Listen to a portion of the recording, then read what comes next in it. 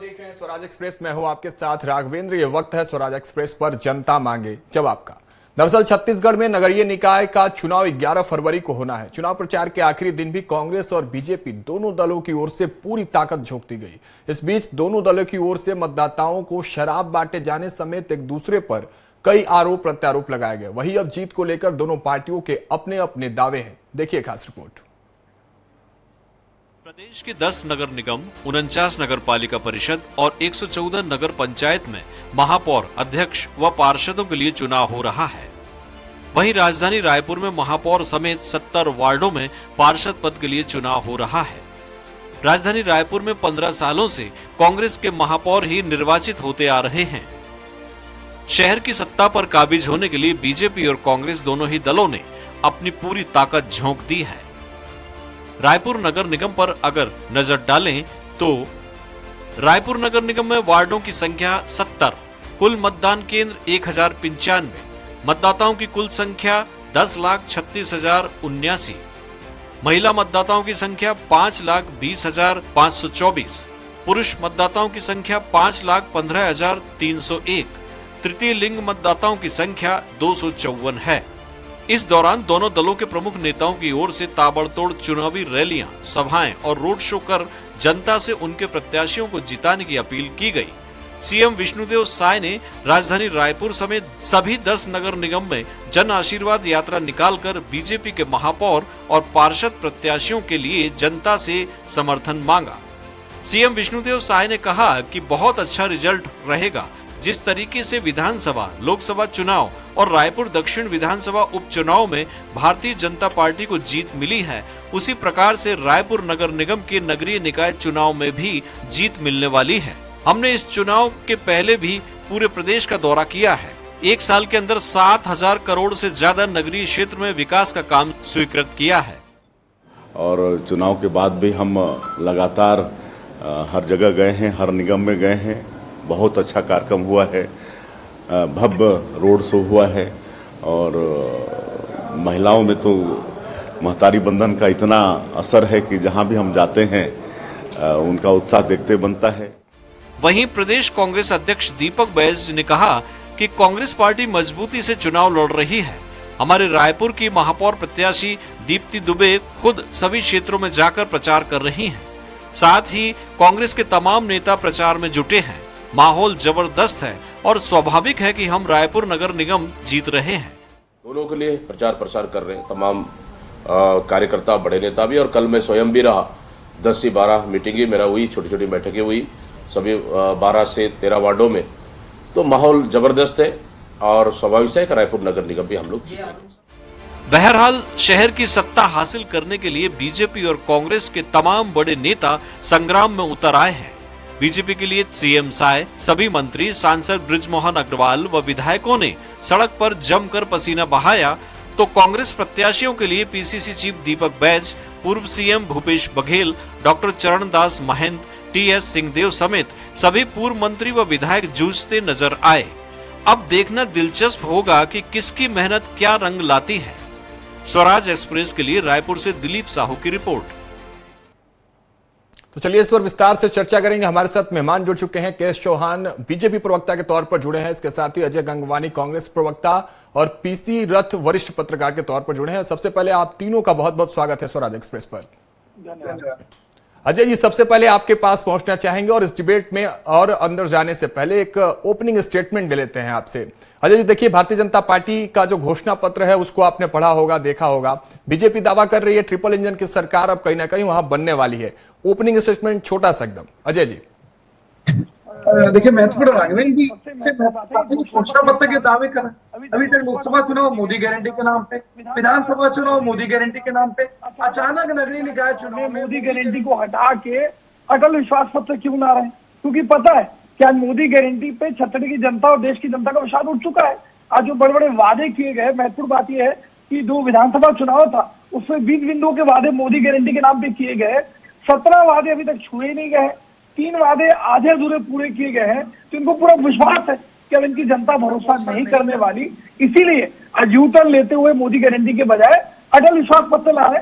एक 2 महत्वपूर्ण वादों की बात करता हूँ। एक, इन्होंने कहा भैया कि जो पट्टाधारी हैं, जो कब्जाधारी हैं, उनको पट्टे देंगे। एक तरफ ये घोषणा पत्र वादे करते हैं कि पट्टा धारकों को पट्टा देंगे, दूसरी तरफ मंत्रिमंडल की बैठक में ये प्रस्ताव पारित किया जाता है कि जिनको भी पट्टा दिया गया उसको कैंसिल कर दिया जाएगा।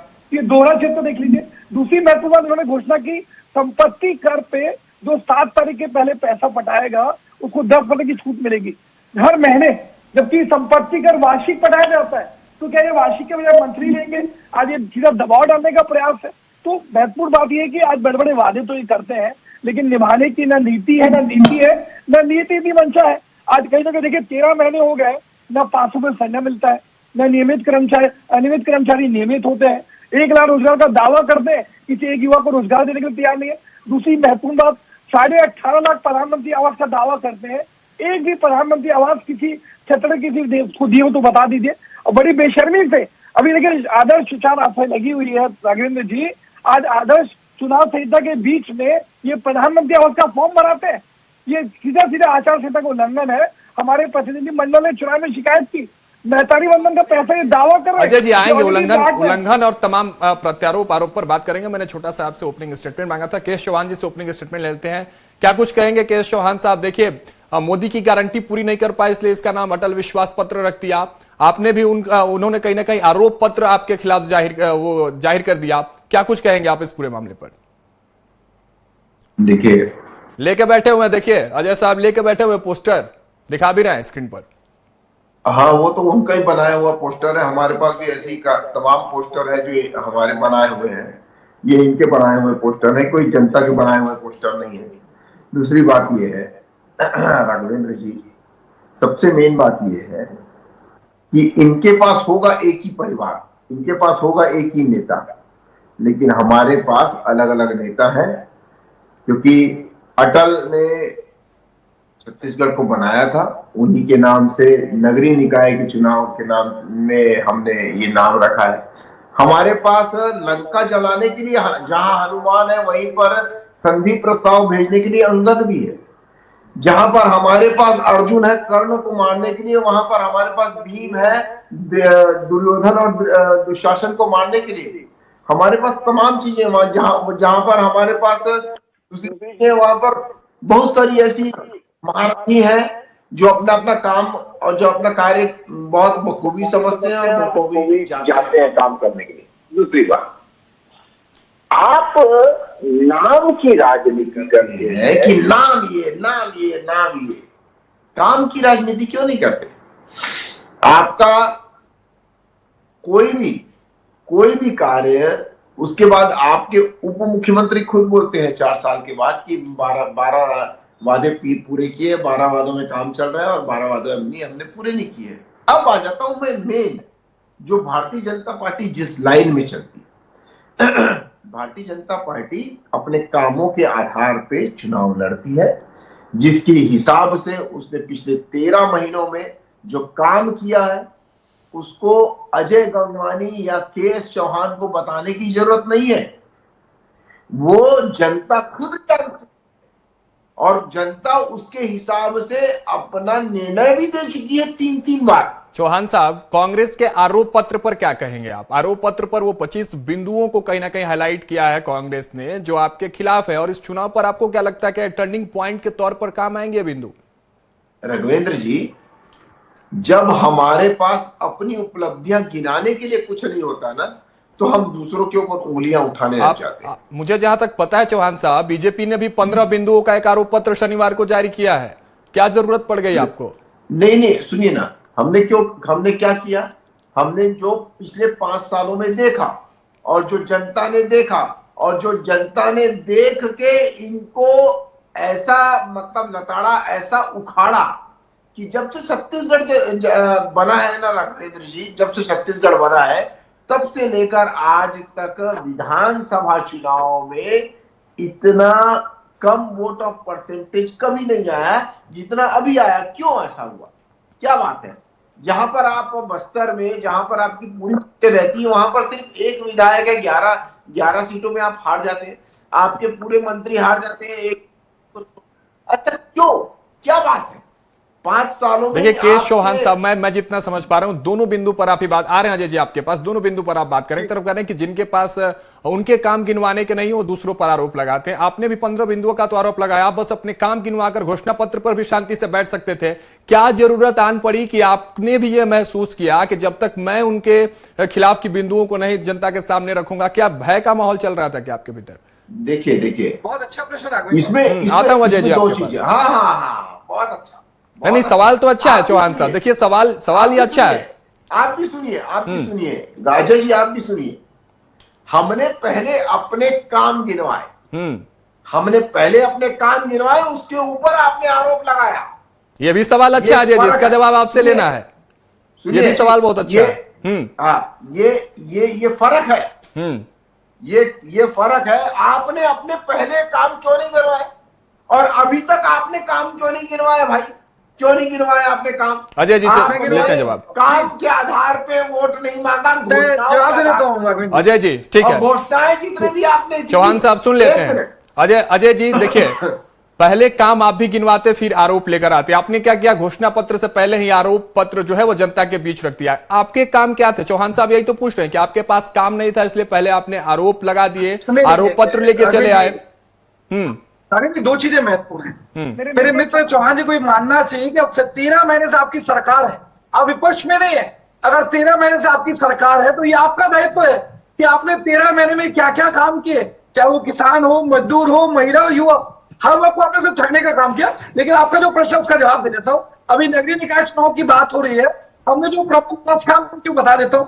सबसे महत्वपूर्ण हमारी 15 साल से हमारा महापौर है, नगरीय निकाय वाली सरकार हर घर कचरा देने की व्यवस्था की, विभिन्न रायपुर की जगहों पे ऑक्सीजन का निर्माण किया जिससे प्रदूषण नियंत्रण हो सके, नालंदा तक्षशिला लाइब्रेरी का निर्माण, ताकि युवा जो है एक साहित्य का लाभ लेके कॉम्पिटिटिव परीक्षाओं की तैयारी करें। हमने रायपुर में मरीन ड्राइव का निर्माण पूरे सबसे ऊंचाई तक हमने रायपुर में फैला के करने का प्रयास किया। हर जगह कुटिया का निर्माण किया, नया आधुनिक बस स्टैंड भाटा गांव में बनाया, कई जगह मल्टी लेवल पार्किंग की व्यवस्था की ताकि ट्रैफिक नियंत्रित हो सके, हर जगह गरीब का बच्चा अच्छी शिक्षा प्राप्त कर सके उसके लिए आत्मानंद अंग्रेजी स्कूल बनाए, हर वार्डों में गरीब व्यक्ति को स्वास्थ्य की सुविधाएं मिल सके, हर वार्डों में हमारे अस्पताल बनाया। आज जल की तकलीफ ना हो छत्तीसगढ़ की आम जनताओं को 15 नई पानी टंकियों का निर्माण किया। आज रायपुर में लोग आनंद और मनोरंजन का साधन उपलब्ध हो तो सके। सवाल ये है अजय चौपाटी जी, का जब निर्माण आपने किया। सुनिए ना अजय साहब, सवाल ये है, चौहान साहब का भी यही कहना है, बीजेपी भी यही करे, जब आपने इतने सारे काम किए, जनता के पीछे आपके काम है, तो पहले काम क्यों नहीं रखा? आपके भीतर भी भय था क्या कि अगर मैं इन कामों को रखता हूं क्या पता इस पर जनता सवाल खड़ा कर दे, इससे बढ़िया भैया पहले आरोप लगा दो और उसके पीछे राजनीति करो? जल्दी से जवाब दीजिए छोटा सा, फिर मैं पीसी रथ जी आपके पास आता हूं। राघवेंद्र जी, दो चीज, विपक्ष का एक दायित्व है कि अगर सत्ता पक्ष ने गलती कर रहा है, बड़े बड़े, देखिए महत्वपूर्ण बात है, आप भी वरिष्ठ पत्रकार हैं राघवेंद्र जी, आपको बहुत अच्छे से पता है कि 2023 के घोषणा पत्र में बड़े बड़े वादे करके ये सरकार बनने में सफल हो गए। आज छत्तीसगढ़ की जनता धोखा खा गई, आज ठगी करके सरकार बनने में सफल हो गए। मैं तो स्पष्ट रूप से कह रहा हूँ, एक बहुत महत्वपूर्ण बात मैं कह रहा हूँ। आज 500 रुपए सिलेंडर की बात की थी, क्या किसी छत्तीसगढ़ की महिला को 500 रुपए सिलेंडर मिला? और बेशर्मी की पराकाष्ठा देखिए, आज यही राजस्थान में वादा करते हैं, उत्तर प्रदेश में, हरियाणा में, छत्तीसगढ़ में, मध्य प्रदेश में, 5 राज्यों महिलाओं को ठगने के बाद वही वादा दिल्ली में दोहराते हैं। तो बेशर्मी की पराकाष्ठा देख लीजिए। फिर भी विधानसभा में सरकार इन्हीं की बनती है। देखिए महत्वपूर्ण बात है, जो धर्म पे राजनीति करके जो महिलाओं की बात कर रहे थे आप, महिलाओं की बात कर रहे थे, धर्म की राजनीति पर अभी बात नहीं करनी, आप महिलाओं की बात कर रहे थे। महिलाओं ने भरपूर सपोर्ट किया भारतीय जनता पार्टी का, उसका नतीजा विधानसभा का रिजल्ट है। अजय साहब, राघवेंद्र जी मैं वही कह रहा हूँ, राघवेंद्र जी इन्होंने महतारी वंदन का वादा किया कि भैया हर महिला को पैसा देंगे, और जब महिलाओं को वादा करने के बाद महिलाओं ने भरोसा करके वोट दिया तो 70% महिलाओं को ठगने की तैयारी है। अब सनी लियोन ने उसको जो है सैलिडिटी, ठीक है, ये तो चौहान साहब ही बताएंगे कि कितने महिलाओं को इन्होंने ठगा और क्या किया। जी आपके पास आते हैं, वरिष्ठ पत्रकार हमारे साथ पीसी रथ जुड़े हैं। पीसी, देखिए आप दोनों प्रवक्ताओं को सुन पा रहे हैं, आरोप प्रत्यारोप लगातार जारी है। आरोप पत्र और घोषणा पत्र के बीच की जो राजनीति है, लड़ाई है, आप किस तरह से देख रहे हैं इस लड़ाई को और इसका नतीजा आपके विजन से कहां कुछ आप क्या कुछ देख पा रहे हैं इस पर? पीसी जी देखिए राघवेंद्र जी, जिस तरह से चुनाव के पहले दोनों दलों को दावे करने पड़ते हैं अलग अलग तरह से, दोनों दल बढ़ चढ़ के घोषणाएं करते हैं कि हम ये करेंगे, हम वो करेंगे, लेकिन चुनाव के बाद वो चीजें मिल नहीं पाती है जनता को। जैसे महतारी वंदन का जो फॉर्म सभी को देंगे ये कहा गया था, और बाद में फिर चुनाव के बाद जीत गई भाजपा, सरकार बन गई, फिर वो नियम कानून ले आए कि हम इस तरह की महिलाओं को देंगे, इस तरह की महिलाओं को नहीं देंगे। बहुत बड़े पैमाने पे महिलाओं का उसके बाद मोह भंग हुआ। कांग्रेस ने उसी तरह से शहरी रोजगार के लिए बहुत सारे वायदे किए थे, सी कार्ट वगैरह जो शुरू किया था, सी मार्ट जो शुरू किए थे, और ट्रेनिंग के लिए, सिलाई की ट्रेनिंग के लिए शेड बनवाने की बात की थी। वो सब चीजें शहरी बेरोजगारों के लिए कांग्रेस की सरकार जब तक रही शुरू नहीं हो पाई। और सी मार्ट तो ये है कि जैसे ही सरकार बदली उसको बंद करने की ओर सरकार लग गई, नई सरकार ने उन्हें कंटिन्यू नहीं किया। तो ये जो पब्लिक के धन का दुरुपयोग दोनों पार्टियां करती हैं, और चुनाव के पहले इस तरह से नूरा कुश्ती का दिखावा होता है कि हम जनता के लिए ये करेंगे, वो करेंगे। देखिए, जब तक के लोगों की क्रय क्षमता नहीं बढ़ेगी, शहर में लोगों को रोजगार नहीं मिलेगा, तब तक के मार्केट भी नहीं बढ़ेगा, तब तक के विकास भी दिखाई नहीं देगा। शिक्षा को लेकर के, स्वास्थ्य को लेकर के एक सरकार कुछ करती है पहल, दूसरी सरकार आने के बाद उस पर मट्ठा डाल देती है, उसको वो पसंद नहीं करती है, फिर अपनी नई योजनाएं लेके आती है। तो यानी आप कह रहे हैं कि एक ही थाली के दोनों चट्टे-बट्टे सरकार है, कदम ताल होता रहेगा और विकास नहीं हो पाएगा। तो ये देखना होगा कि नया जो चुना जा रहा है उसमें, नया जो चुना जा रहा है महापौर या पार्षद चुन रहे हैं, तो उसमें यह ध्यान रखना होगा कि बुनियादी चीजों को लेकर के कमिटमेंट वाले लोग चुने जाएं, चाहे किसी भी पार्टी के हों, लेकिन जो लोग काम कर सकते हो ऐसे लोगों को चुना जाए, तब जाकर के वो परिवर्तन आ सकेगा, विकास हो सकेगा। ठीक है, केश चौहान जी आपके पास आते हैं। पीसी रथ भी यही कह रहे हैं कि रायपुर में बड़ी समस्या यही है, प्रदूषण की समस्या है, पार्किंग की समस्या है। ठीक है, दो समस्याएं हैं। केश चौहान जी इस पर भी जवाब देंगे और अजय जी भी इस पर जवाब देंगे कि आखिर कैसे इसको सॉल्व किया जाना चाहिए। ठीक है, बिल्कुल हम जवाब लेते हैं। केश चौहान साहब, दो चेहरा क्यों? वादा कुछ और, लेकिन जब निभाने की बारी आती है तो उसमें बहुत सारी क्राइटेरिया। जवाब दीजिए जल्दी से। मैं ये बोल रहा हूं कि जो हमने वादे किए मोदी जी की गारंटी लाके, वो 5 साल के वादे थे, और जो हम मतलब चालू कर सके हैं वो हमने चालू कर दिया।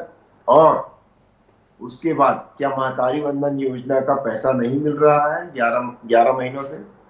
और उसके बाद 4000 का तेंदुपत्ता 5,500 नहीं कर दिया गया है? 21 क्विंटल क्या धान नहीं खरीदा जा रहा है? क्या 3100 रुपए क्विंटल धान के दर से धान नहीं खरीदा जा रहा है? क्या पीएम आवास योजना का काम चालू नहीं हुआ है? क्या भ्रष्टाचारियों के खिलाफ कार्रवाई नहीं हुई है? क्या जो रुकी हुई भर्तियां थी उसको चालू नहीं किया गया है? तो ये सभी चीजें चालू कर दी गई हैं, और जो हमने वादा किया था उस पे हम लोग अग्रसर हो चुके हैं। मैं मानता हूं कि 1 साल में पूरे वादे पूरे नहीं किए जा सकते, लेकिन तो क्या बोनस नहीं दिया गया है? बिल्कुल दिया गया है। तभी छत्तीसगढ़ की जनता ने पिछले 13 महीनों में 3 बार क्यों अपना आशीर्वाद दिया? राघवेंद्र जी, जब विधानसभा चुनाव होते हैं और उसके 5 महीने के बाद जब लोकसभा चुनाव होते हैं, तो लगभग 76 विधानसभा में हमारे को विधानसभा से भी ज्यादा वोट ऑफ परसेंटेज लोकसभा में मिलती है। ऐसा क्यों? ऐसा इसलिए क्योंकि हम अपना वादा निभाते जा रहे हैं, हम अपना वादा करते जा रहे हैं। इस वजह से काम देख के छत्तीसगढ़ की जनता कोई भारतीय जनता पार्टी या कोई अन्य दल के साथ नहीं है, वो ये देखती है कि कौन हमारे राज्य को सही संभाल रहा है और कौन सही विकल्प है आज की डेट में, उसके हिसाब से चलती है। अब मैं अजय गंगवानी जी का एक आंसर देना चाहता हूं कि इन्होंने बोला कि हमने घोषणाएं की, ऐसा किया। अरे भाई साहब, आपको थोड़ा नॉलेज अपना दुरुस्त करना चाहिए कि 2019 में जो आपने घोषणाएं की थी उसी का आपने कॉपी पेस्ट ला कर दिया, जो आपने पूरा नहीं किया था। अभी छत्तीसगढ़ की जनता आपको कैसे भी आपके ऊपर कैसे भी विश्वास डालेगी? वो तो आपने पूरा नहीं किया। जब आपने 2023 में फिर से घोषणा पत्र लाए और आपको फिर से पूछा गया कि ये आपने नया घोषणा पत्र तो लाए, लेकिन आपका वो पुराना घोषणा पत्र क्या हुआ? तो बोले वो काम चलता रहेगा। वो भूपेश बघेल जी ने बोला, भूपेश बघेल जी बोल रहे हैं। ठीक है, चौहान साहब जवाब ले लेते हैं। तो ये आपने 13 महीने में क्या किया? 5 काम बता दीजिए, 5 काम। रुकिए आते हैं अजय जी, आते हैं अजय जी। चौहान साहब जल्दी समाप्त करिए। हाँ, क्या महतारी वंदन का योजना का पैसा महिलाओं को नहीं मिल रहा है? हो सकता है कि कुछ कुछ महिलाओं को न मिल रहा हो, मैं ऐसा नहीं बोल रहा हूं, लेकिन वो क्या प्रक्रिया है क्या नहीं है वो तो देखना पड़ेगा ना। लाखों महिलाओं को, लगभग 72 लाख महिलाओं को महतारी वंदन का पैसा मिल रहा है, तो वो ऐसे ही मिल रहा है। और जो 3100 रुपए क्विंटल में हम लोग धान खरीद रहे वो ऐसे ही खरीद रहे, 21 क्विंटल धान खरीद रहे वो ऐसे ही खरीद रहे। ठीक है चौहान साहब, अब अजय जी के पास चलते हैं, समय की कमी है हमारे पास थोड़ा सा। चौहान साहब, अजय जी जवाब दे दीजिए। आपने सारे सवाल सुने हैं चौहान साहब के। चौहान साहब साफ तौर पर कह रहे हैं कि 1 साल में तो पूरे वादे पूरे नहीं कर पाएंगे। आपने जो पुराने वादे किए उसी को कॉपी पेस्ट किया, ले आके जनता के सामने कह दिया। और भूपेश बघेल ये कह रहे हैं, चौहान साहब का ऐसा कहना है कि भूपेश बघेल साहब कह रहे हैं कि वो सारे ऐसे वादे थे जिनको धीरे धीरे हम पूरा करते हैं, मतलब लाइन में वो लगी रहेंगी, आगे हम आएंगे तो। अजय साहब, राघव जी बहुत महत्वपूर्ण बात कह रहा हूँ। मेरे मित्र चौहान जी खुलेआम चैनल पे झूठ बोलते हैं। ये वरिष्ठ पत्रकार पीसी जी बैठे हैं, मतलब मित्र हैं और झूठ भी बोल रहे हैं। एक तरफ आप मित्र भी कह रहे हैं, उनको झूठा भी ठहरा रहे हैं। देखिए मेरा तो दायित्व है, अगर मित्र कोई गलत काम कर रहा है, अगर झूठ बोल रहा है तो मेरा दायित्व है तो सुधारने का प्रयास करो। ठीक है, सच आप बता दीजिए, सच बता दीजिए क्या है। मैं महत्वपूर्ण बात कह रहा हूँ। अभी ताजा धान खरीदी खत्म हुई है, 3 लाख किसान अभी भी बाकी है बेचारे। शांत कर लीजिए पहले, उनको बौखलाहट दिखेगी अभी मेरे। चौहान साहब सुन लीजिए। देखिए बहुत महत्वपूर्ण बात मैं कह रहा हूँ। मैं जो कह रहा हूँ उसकी कंफर्मेशन है। वरिष्ठ पत्रकार पीसी जी बैठे हैं। अभी जो धान खरीदी की गई वो 2300 रुपए से भुगतान किया गया, जबकि वादा था 3100 रुपए का। खुलेआम झूठ बोलते हैं। 3 लाख किसानों का धान अभी तक बिका नहीं है। और इन्होंने वादा किया था राघवेंद्र जी कि 72 घंटे के अंदर किसानों को पैसा देंगे। क्या किसी पंचायत के अंदर भुगतान के अंदर बताइए। आज गिरदावरी रिपोर्ट में साजिश करके किसी भी किसान से प्रति एकड़ 21 क्विंटल नहीं खरीदा गया। अभी तक किसी महिला को 500 रुपए सेंटर मिला नहीं।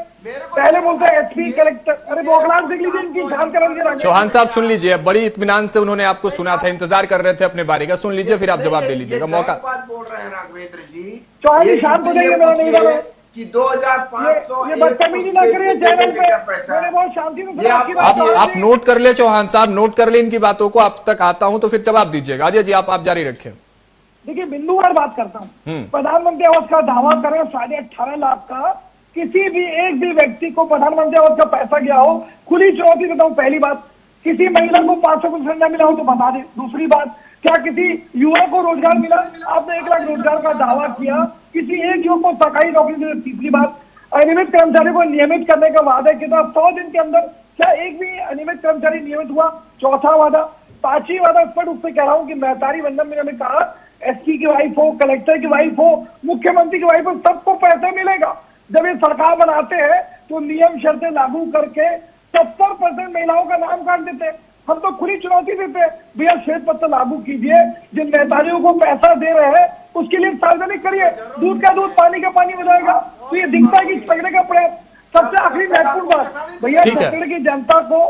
अजय जी एक जरा इस सवाल पर भी आप जरा सा प्रकाश डाल दीजिए। देखिए, एक तरफ आरोप पत्र में आप भारतीय जनता पार्टी पर आरोप लगाते हैं कि जहरीली शराब की जो बिक्री है खुलेआम ये करते हैं, जहरीली शराब बांटते हैं।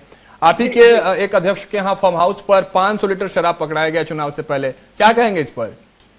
देखिए, 2 चीजें तो राघवेंद्र जी, मेरा एक निवेदन है कि भाजपा की प्रवक्ता ने प्रश्न चिन्ह न लगाए। आप जो गलती कर रहे कड़ी से कड़ी कार्रवाई करिए।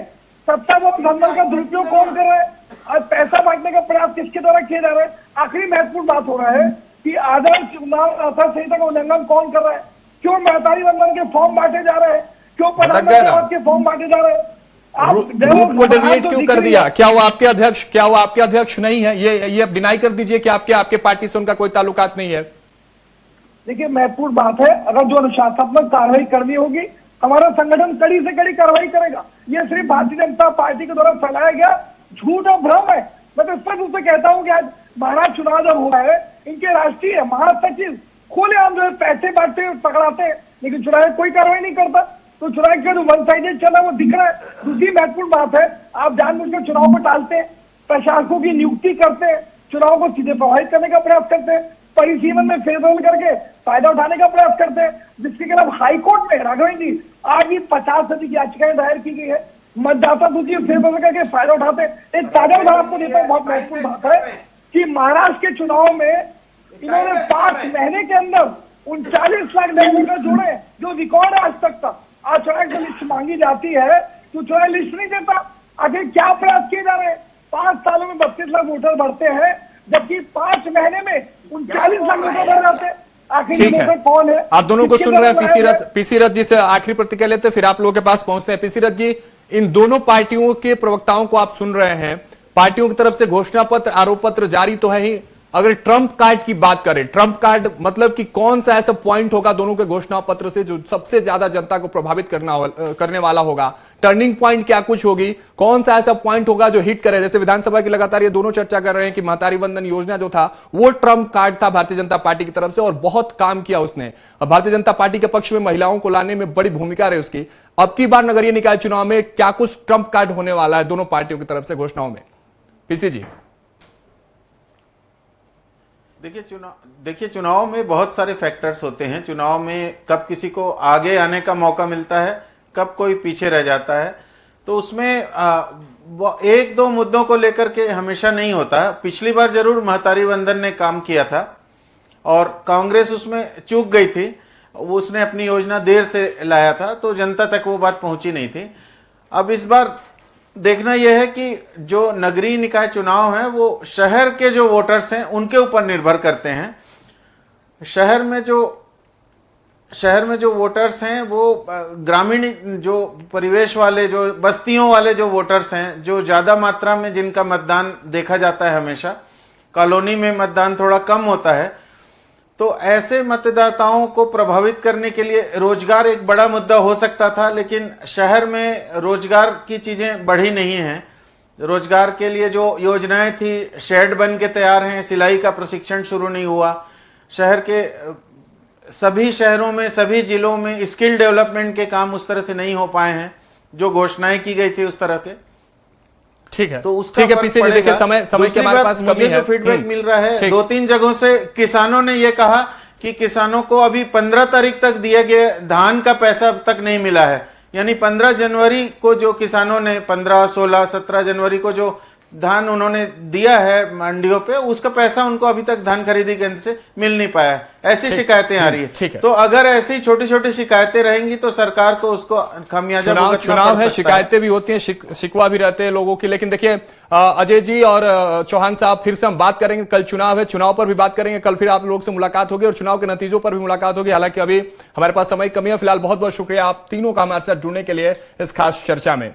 तो देखिए, छत्तीसगढ़ की बात हम कर रहे थे, कल नगरीय निकाय चुनाव है, लेकिन अब देखना यह होगा कि जनता आखिर किस तरफ टर्न करती है। कांग्रेस के आरोप पत्र पर उसका विश्वास होता है या भारतीय जनता पार्टी के घोषणा पत्र पर। लेकिन अब तक की खबर यह कि कल 11 तारीख है, 11 फरवरी को नगरीय निकाय चुनाव की वोटिंग शुरू होगी। देखना होगा कि वोटिंग के बाद जब ईवीएम में सारे वोट्स कैद होते हैं तो नतीजे किसके पक्ष में आते हैं। फिलहाल मुझे दीजिए इजाजत, आप देखते रहिए स्वराज एक्सप्रेस।